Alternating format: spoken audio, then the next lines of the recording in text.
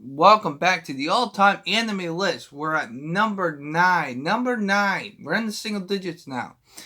Okay, so this, as you must know in the thumbnail, it is a fucking a volleyball anime. Pretty much our main character is Hinata, and he is short and he has orange hair, but he knows how to jump, and he is really fucking fast. He has fast reflexes. That's what Kurama says. That's Kurama is the only person. He Kurama is a weird person. He is when he's in middle school, he is called king of the court because he's a selfish centered motherfucker. Okay. But he knows how to play volleyball and he's really fucking good. When it comes to this, that, and the other thing, though, and this is what I like to digress, is that when it comes to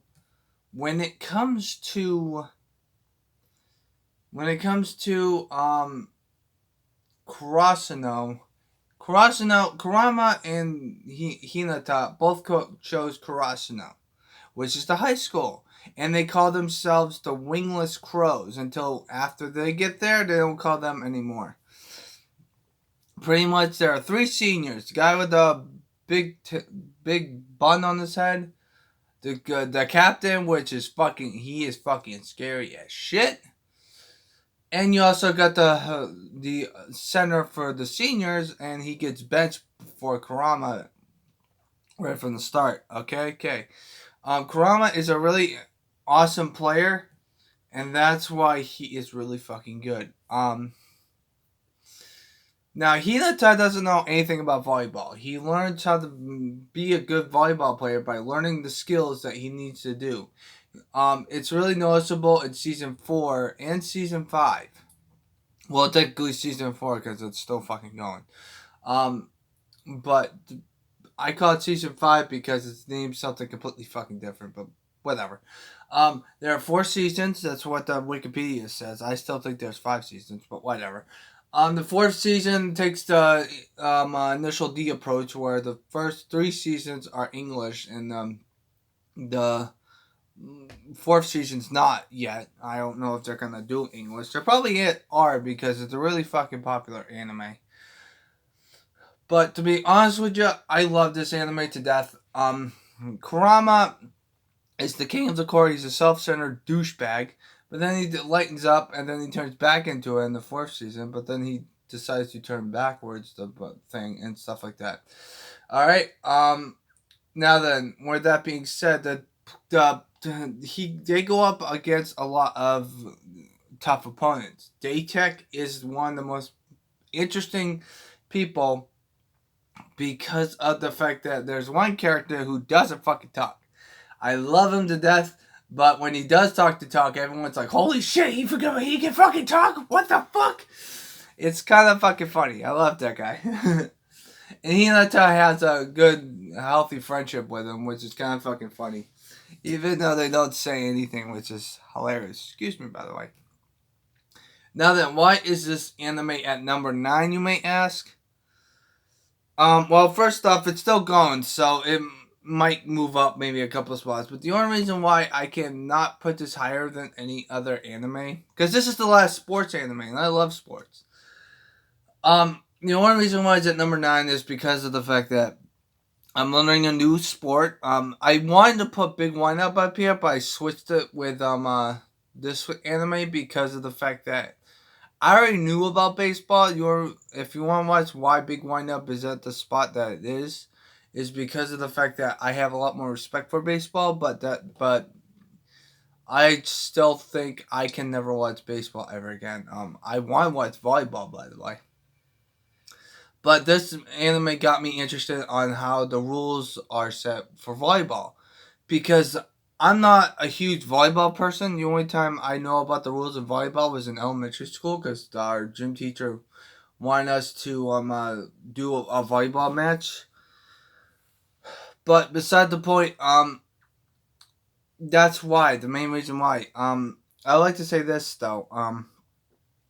Volleyball is a really interesting sport. I love it because of this anime. That's the main reason why it's in the single digits. Now, the only reason why it's not in the higher up on the higher up because this anime is fucking good. Even though it's still fucking going, it's still fucking good. The only reason why it's not higher up on the list is because of the fact that it's a sport that I don't know. And the fact that it has the same issue as Initial D at this moment. I don't know why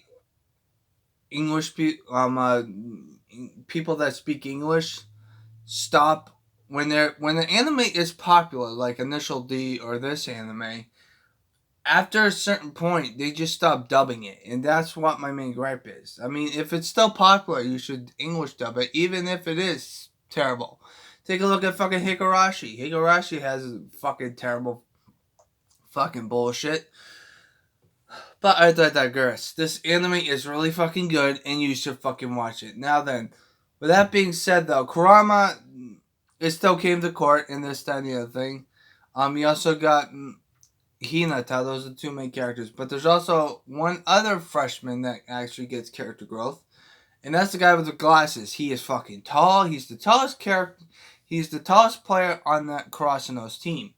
The first season, he is apathetic and he doesn't really give a shit. Because of his brother who used to play on Karasuno, he saw him not play in the game and he got fucking depressed because of it. But all of a sudden he decided to do this, that, and the other thing. Now then, with that being said though, in the third season, he learns how to be a better person. Well, no, pretty much, he learns how to love volleyball just like the rest of the characters in this game, in this thing. The 3 seniors are always mandatory. Now then, even though there are 3 seniors and 3 freshmen, there's also another freshman who is a pit server, and he only knows how to do a jump float. A jump float is when you hit the ball and the ball floats in air and you don't know where it's going to land. Then you've got two energetic fucking second years.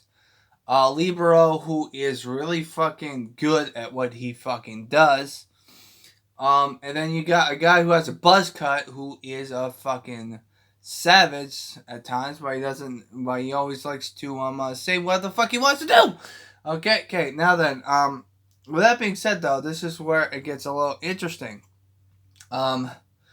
There are 3 bench players. Well, technically 4 bench players.